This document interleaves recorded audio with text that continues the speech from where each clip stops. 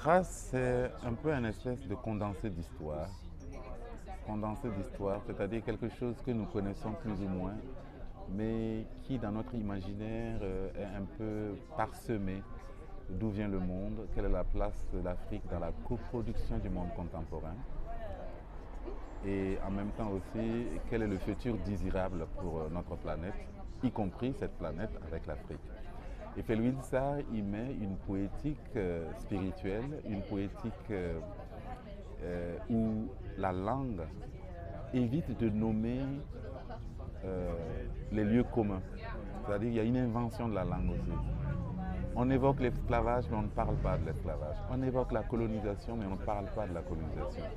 On évoque l'irruption brutale du capitalisme néolibéral avec sa capacité d'extraction et d'extinction du vivant, sans tout à fait le nommer.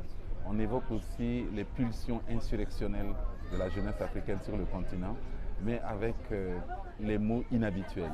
Et puis on évoque surtout le futur désirable avec une spiritualité qui nous atteint pas seulement dans notre esprit, mais qui nous atteint en plein cœur, c'est-à-dire en pleine âme.